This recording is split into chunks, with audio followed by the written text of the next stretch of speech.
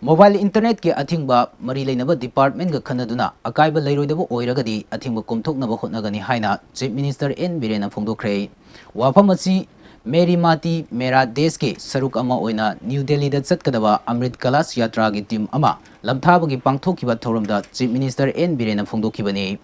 Imphal gi Babupara da leiba CM Secretariat mamang da pangthokiba thoram aduda Education Minister Basanta Kumar Yaski Minister Govindas Konthojam Health Minister Dr. Sapam Ranjan Yauna tongan lenga ki luchingba myoi kayana saruk yaki Toram aduda CM N.Biren makata na hai Prime Minister Narendra Modi gi meeting makada apunba Bharat amagi wakhalonda asigum thoram asi pangthokpani lamdam sigi tongan ba district singdagi leibak loduna New Delhi da chatkadaba khongchat amani khongchat asina lamdam sigi apunbagi saktam ngaktuna mating leiba India ama oinabagi mamal yamlaba paujal ama puribani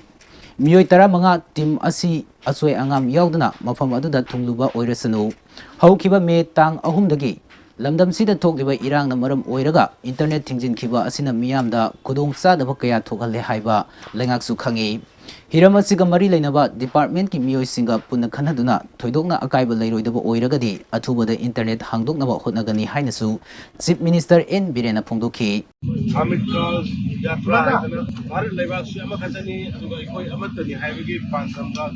Honorable Prime Minister Modi ji ki makhada paikhanaiba state khudingdagi district khudingdagi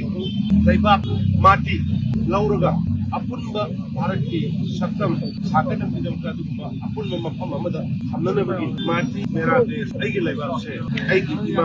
iman se aigi leibak se aigi desh adugi panal ngasi akoi manipur su nahandagi government ki official sing atai mayam ki thanggai koi district khuding matagi leibak lauraga Kunsen bagi function na may koi mamang da Komthokre ngasi sina aduguma khomsen ba loir ba leibak singo ngasi aduguma Bharat capital Delhi da purga satti gadaba aigi mang da leiri ba satra singo yam sina tobi da ni madu ki dam khabri celebration ni aduna ngasi stay da satti gadori ba manipur ki mau se daga satti gadori ba marwa pang sing celebration na aduguma Bharat ki amatlo da saktam one nation one India strong India ma sakna ba gaduma message adu manipur ki miyang ki mau se daga adu Biraga, eba sini sambil lepas itu ni aku mungkin bisa. Oi, mayam ansam dan nanti mayam pun maksud hangbiro na lagi. Ado bayi ngasi orang ni situation tu review tu kita. Ado ka yang kah hendak waktu lalu lawai dapat kalau dapat tu bagi situation lagi lagi. Kau yang lalu dah hangat tu.